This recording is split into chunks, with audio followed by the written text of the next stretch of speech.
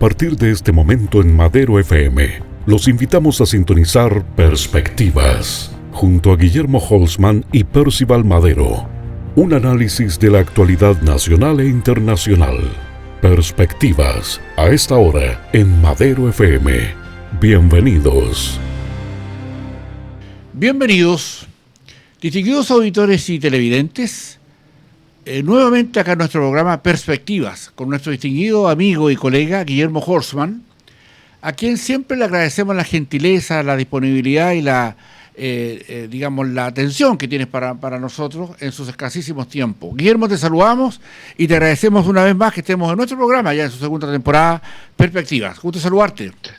¿Qué tal, Percival? Un agrado saludarte y compartir con todos quienes nos escuchan y nos ven a través de la plataforma que ustedes tienen en Madero Comunicaciones. Así que, como siempre, un agrado poder reflexionar y cooperar a que nuestros oyentes, en definitiva, tengan mejores argumentos para sostener su propia opinión.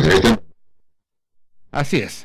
Guillermo, mira, hay un tema que ha sido importante esta semana, o estos últimos tiempos, estos últimos días, que tiene que ver con el Foro de Sao Paulo. Sabemos que tú eres un gran conocedor de esto, y primero quiero que nos cuentes qué es lo que es el Foro de Sao Paulo y a dónde apunta el Foro de Sao Paulo, por favor. Ya, el Foro de Sao Paulo nace como una respuesta al consenso de Washington, en el año 1990.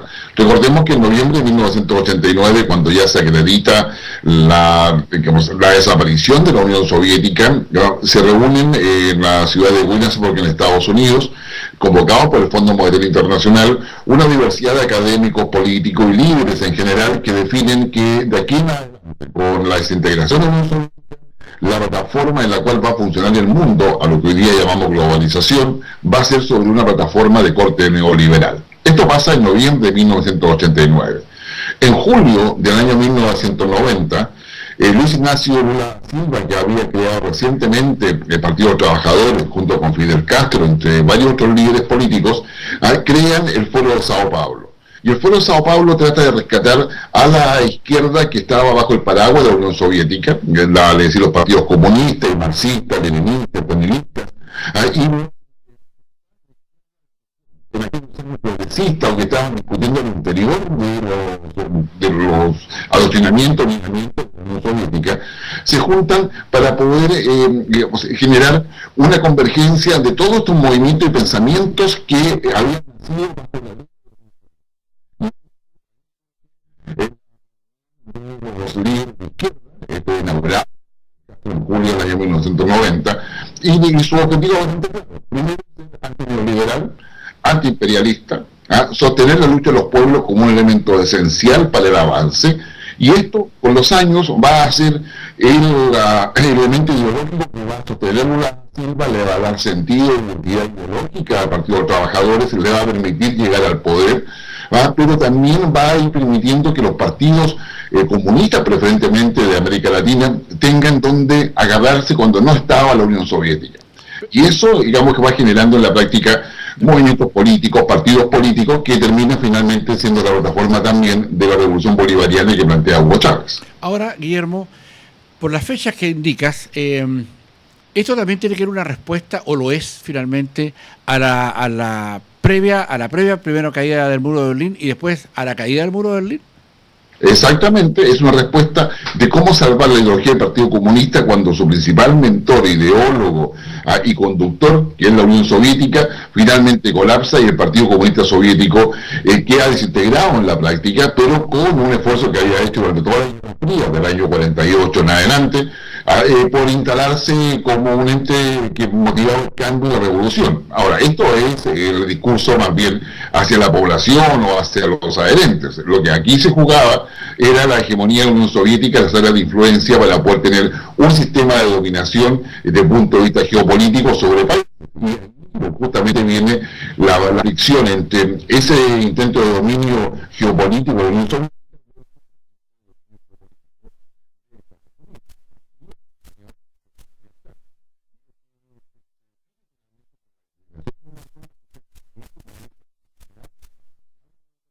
la casa en términos de poder buscar esa zona de influencia o dominio, y queda ahora a nivel mundial el liderazgo de Estados Unidos y Europa Occidental, que finalmente se va a transformar en la Unión Europea, al respecto a un modelo de sociedad que está basado en el pensamiento liberal, pero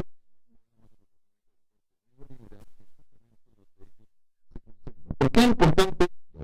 Porque básicamente el modelo neoliberal es esencialmente anticomunista, que fue la razón por la cual específicamente en los años 80, acá en Chile, al Pinochet y el gobierno militar lo instalan dentro de la Constitución como el modelo que aseguraba, más allá de todas otras cosas que se colocan en la Constitución del año 80 en Chile, para poder evitar que el comunismo marxista de base soviética llegase a justamente a América Latina y particularmente a Chile. ¿Y cómo asume digamos, este mismo foro de Sao Paulo, digamos, la caída del muro de Berlín en las etapas posteriores? Se organizan para poder sostenerse ideológicamente, pero, digamos, las conductas que observa el mismo foro hasta ahora, ¿cómo las ves tú? ¿Asume o no asume finalmente esta debacle que ocurre con la caída del muro de Berlín? O sea, lo asume y busca una contraestrategia que en definitiva tiene que ver con este eje antiimperialista que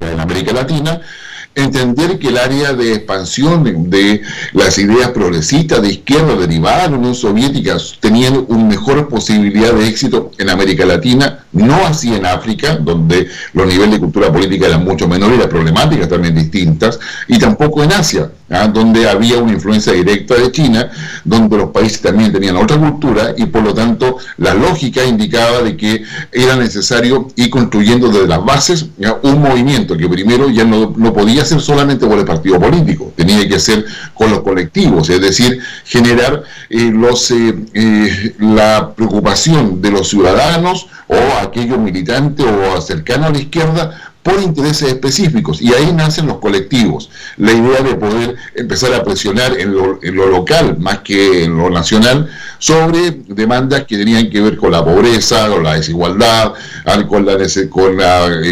contra la empresa multinacional, en fin, con una serie de elementos que también se van dando en los foros internacionales y en los organismos mundiales. Ahora, obviamente también tiene yo diría, reconozcámosle alguna posibilidad, algún éxito, dado que también el Foro de Sao Paulo lleva a, no sé, lo suscribe Lula, lo suscribe Kirchner, lo suscribe Calderón o Caldera en Ecuador, digamos, Evo Morales en Bolivia, y esto se empieza así como a desarmar.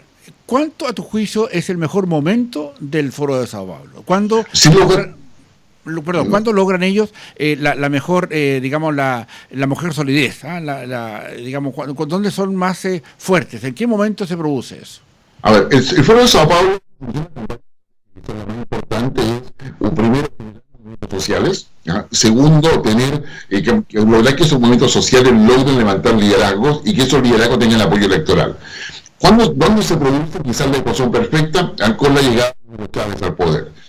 Cuando ya en Venezuela se acredita de que existe, digamos, una corrupción como galopante que involucra a los partidos tradicionales de Venezuela, cuando llega Hugo Chávez y va generando un pensamiento que es una mezcla entre el marxismo soviético, alguna idea de Mao Zedong,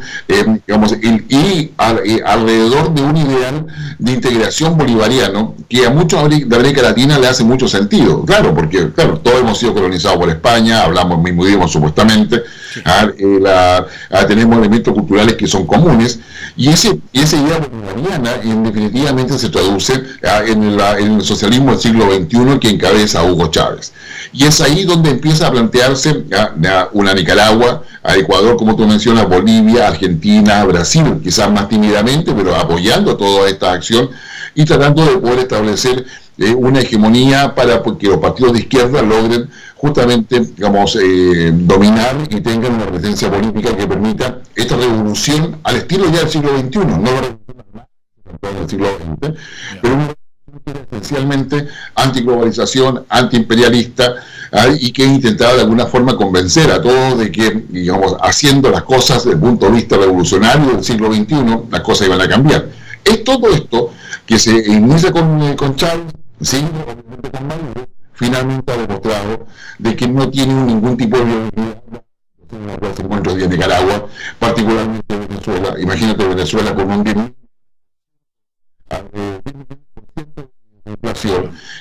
Que evidentemente hay un fracaso rotundo, lo que hace que esta reunión del Foro de Sao Paulo, realizada hace pocos días atrás en Venezuela, esté dando cuenta de la necesidad de refundar el Foro de Sao Paulo y los movimientos de izquierda. ¿Ya? Por lo tanto, a contar de este foro, ¿ya? Se intenta recuperar o hacerse cargo del fracaso que ha significado el Foro de Sao Paulo para instalarse como una alternativa política y de sociedad en todo el continente. Ahora, la influencia de esta, como tú señalabas recién, la influencia de Cuba en esto, la influencia de Castro que apoya esto y la manera de tener un soporte ideológico que representaba más bien Cuba, caída ya la Unión Soviética y el muro de Berlín, los papeles a tu juicio, digamos, los papeles de la inteligencia cubana, que se prepara, que aporta, que ayuda y que genera una serie de directrices en América Latina, todavía muy presente hoy día en Venezuela, pero a tu juicio, ¿qué papel le cabe a esta inteligencia cubana en todo el desarrollo y este sostenimiento ideológico del Foro de Sao Paulo? El Foro de Sao Paulo lo primero que busca es, como te decía, generar movimientos sociales, generar apoyo a partidos políticos y votos para llegar al poder. Una vez que llega al poder, en el caso de Evo Morales, en el caso de Hugo Chávez, Nicolás Maduro posteriormente, Ortega, Rafael Correa en Ecuador, llega la inteligencia cubana a poder, digamos, montar todos los mecanismos que permitan al presidente electo mantenerse en el poder. Y eso significa, esos mecanismos significan generar técnicas de espionaje político para poder neutralizar a los adversarios, neutralizarlos en términos de acusarlos, hacerle un bullying, una fuga, siempre no meterlos a la cárcel o acusarlos, mantenerlos y quitarles todo el espacio de expresión que tengan. Eso significaba también de que el Estado, en el caso, quizás el ejemplo más cercano, para no mencionar a Venezuela, sea Ecuador, el control de los medios de comunicación. Entre medio significaba también un cambio constitucional. Y si tú te fijas, en cada uno de los países, en Correa, en Evo Morales, en Ortega, en cada uno de ellos, como pasó en Venezuela, hubo un cambio constitucional. Y ese cambio constitucional lo que hacía era darle más poder al presidente y le permitía, bajo subterfugios o interpretaciones constitucionales, lograr el control del Poder Judicial, lograr el control del Poder Legislativo y lograr el control del sistema electoral, que son los tres elementos fundamentales que es el que se buscaba hacer. Bueno, todo ese despliegue que estuvo muy bien hecho en Venezuela particularmente, se intentó hacer en Ecuador, lo cual termina finalmente cuando aparece Lenin, el actual presidente de Ecuador, sí, y empieza a desarmar todo eso y a darse cuenta de lo que se había hecho. Y Evo Morales lo hace, pero en forma mucho más yo diría, más prudente, pero igualmente manteniendo un control sobre, por ejemplo, la Corte Suprema de Bolivia, que finalmente es la que interpreta de que Evo Morales puede ir a la elección indefinida porque es un derecho humano, en una muy controvertida decisión de la Sala Constitucional de la Corte Suprema de Bolivia. Exacto. Ahora, Guillermo, al presente del Foro de Sao Paulo se ha reunido recientemente en Venezuela, como señalábamos. A tu juicio, las declaraciones que se firman, los apoyos que se hacen esto a la salida del mar para Bolivia, suscrita por algunos chilenos, digamos, algunos integrantes, el senador Navarro, un diputado comunista, etcétera. ¿Qué te da a ti o qué te hace ver el contexto de la declaración final del Foro de Sao Paulo ahora recientemente? A ver, primero,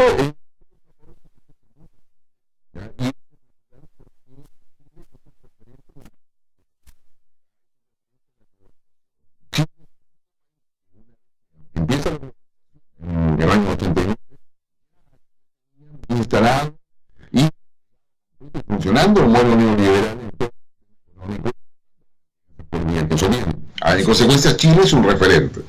La razón por la cual, para poder, digamos, abordar ese punto, la razón por la cual el Foro de Sao Paulo coloca el tema de la demanda marítima no es porque esté solamente apoyando a Bolivia, que es obvio, sino porque en la medida en que Chile esté puesto en el banquillo, no ayuda a la integración, no ayuda a la paz entre los pueblos, y no ayuda, digamos, a manejar los conflictos. Es decir, acá no hay el Foro Sao Paulo no está apoyando a Bolivia porque crea que su demanda es legítima o no, sino porque esa demanda de Bolivia es instrumental. Por algo, esa misma demanda quedó instalada en la reforma constitucional que se hizo en Bolivia. Es decir, acá hay un tema que va más allá de Chile, y eso a mucha gente le cuesta entenderlo, particularmente a los juristas, al que lo ven solamente desde el punto de vista legal. Entonces, acá hay un tema donde el Foro Sao Paulo lo que está buscando ahora es generar, quizás en su último estertor ya, viendo el fracaso que hay en Venezuela, el hecho de poder generar movimientos políticos y sociales en el continente o en América del Sur, particularmente en el Cono Sur, que incluye a Argentina, que incluye a Chile particularmente, en términos de poder generar mayor violencia, mayor conflictividad, de tal manera de poder tratar de recoger o por lo menos lograr reponer lo que está perdido. Y todo esto con vistas a la elección que hay en Argentina, a la elección de Uruguay y a la de Bolivia. Ahora, Guillermo, esto de que el mismo Foro de Sao Paulo se haga en Venezuela con un apoyo político, que en las repercusiones de los que votan, digamos, del pueblo latinoamericano, por decirlo así, es que no haya una referencia o una defensa al régimen de Maduro, a pesar de los ya 5 millones de refugiados que han huido de Venezuela, como tú señalabas, la gran, debacle humana que ha ocurrido, el tema de sus comportamientos financieros, con una inflación descontroladísima, etcétera, etcétera. ¿No se hace cargo de nada el Foro de Sao Paulo respecto del fracaso del modelo que ellos sustentaban por el caso de Venezuela? No, porque hacerse cargo del fracaso significaría entregar que Maduro renuncie, significaría aceptar que Cuba, a los Castro, tienen que salir del poder y cambiar su constitución y ir a un proceso democrático. Cualquier cosa que vaya en ese sentido, en definitiva, no... Para el Foro de Sao Paulo, o sea, para la izquierda en general, Venezuela es una plataforma. El socialismo del siglo XXI es una plataforma. ¿Para qué? Para dedicarle al poder, mejor dicho, su modelo, tal cual lo está haciendo hoy día Nicolás Maduro, a todo costo, a todo precio, y con una crisis humanitaria que hoy día es absolutamente insostenible. El solo hecho, por ejemplo, que Pepe Mujica, expresidente de Uruguay, un gran admirador en muchas cosas de Chávez, del Foro de Sao Paulo, pero particularmente un defensor acérrimo de derechos humanos, haya tenido que llegar a él a definir que hoy día en Cuba, en Venezuela, hay una dictadura. Y esto tiene que ver mucho con el informe que sacó la alta comisionada de Derechos Humanos, Michelle Bachelet. El informe de Michelle Bachelet es metodológicamente una descripción descarnada de lo que pasa en Venezuela. Tú puedes leer los 17 puntos de ese informe y te vas a dar cuenta de que hay una crisis alimentaria, que hay una crisis de salud, donde niños y adultos mayores mueren y fallecen porque no tienen acceso a medicamentos ni alimentación, porque la educación no está funcionando bien, que hay ejecuciones extrajudiciales, que hay un organismo de represión del régimen, y que eso está adecuadamente acreditado.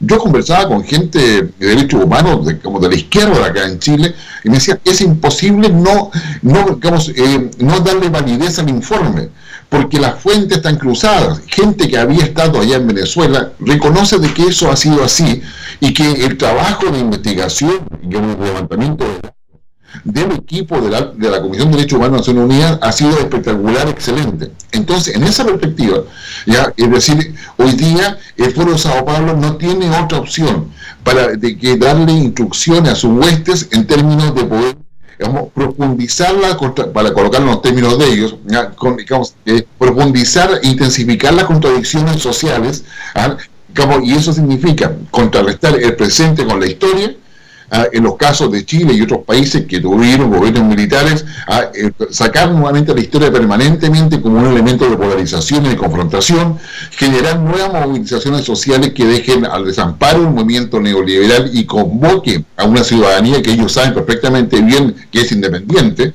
El pueblo de Sao Paulo sabe que son minorías en todas partes. Ellos nunca han pensado que son mayorías, pero como minoría quieren llegar al poder. ¿Ya? Y eso lo que están buscando es neutralizar a todos los que se oponen a esta idea de progresismo, ¿ya? Y por otra parte, como profundizar las contradicciones vitales al interior de la sociedad para que efectivamente se generen las condiciones necesarias para la redundancia, en términos de posibilitar un camino al poder, ya sea por la vía electoral, básicamente. Ahora, Guillermo, el que expresamente no se haya considerado un rechazo en el mismo Foro de Sao Paulo a este informe de la Alta Comisionada para Derechos Humanos, nuestra expresidenta Michelle Bachelet, ¿qué te dice, qué te indica, cómo lo lees? A ver, yo veo primero que la Comisión de Derechos Humanos de Naciones Unidas tiene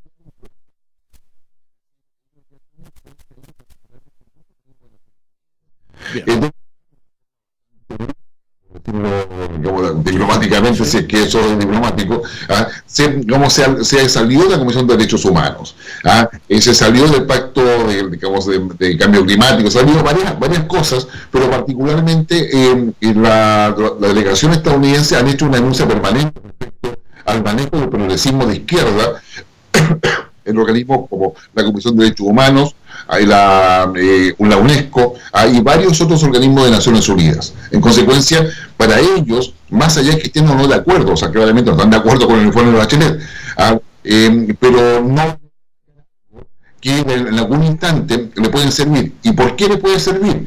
Por la sencilla razón que en ese mismo documento, en la parte conclusiva, se llama al diálogo, a las negociaciones. ¿Qué es lo que van a hacer ellos? Negociemos, conversemos.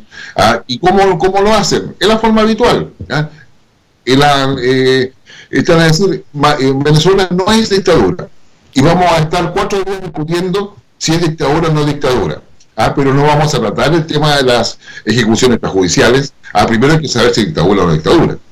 Pero no vamos a tratar, la gente está muriendo de hambre, nada, porque primero hay que saber si es dictadura o no dictadura. Entonces yo creo que hay una estrategia detrás que argumenta adecuadamente de por qué no se asume ni se considera como un dato en el Foro de Sao Paulo, porque ese informe de la Comisión de Derechos Humanos no conviene nada la estrategia que efectivamente ellos quieren hacer para poder recobrar a la luz de las próximas elecciones en octubre, noviembre, en Uruguay, Bolivia y Argentina, donde hay alguna posibilidad de que el Foro de Sao Paulo vuelva a estar nuevamente con una presidencia en América del Sur.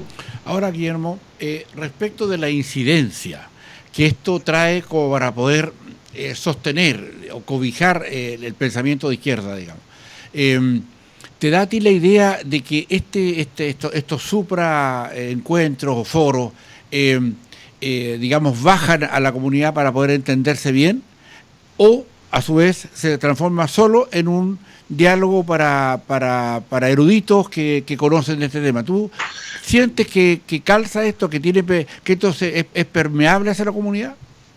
No, siempre me hablo de argumentos que son totalmente alejados de lo que realmente se ha discutido en estos foros. Estos foros son para poder lograr estrategias y hacer convergencias de voluntades para poder llevarlas a cabo. A ellos no les importa que el evento del Foro de Sao Paulo sea conocido por toda la comunidad. Ellos son los que van a interpretar lo que se está diciendo ahí. Para ellos es una expresión, es el ejercicio de un derecho de expresión, es un derecho de reunión, es el ejercicio de una posibilidad de discutir las cosas que el neoliberalismo no te deja discutir, de denunciar.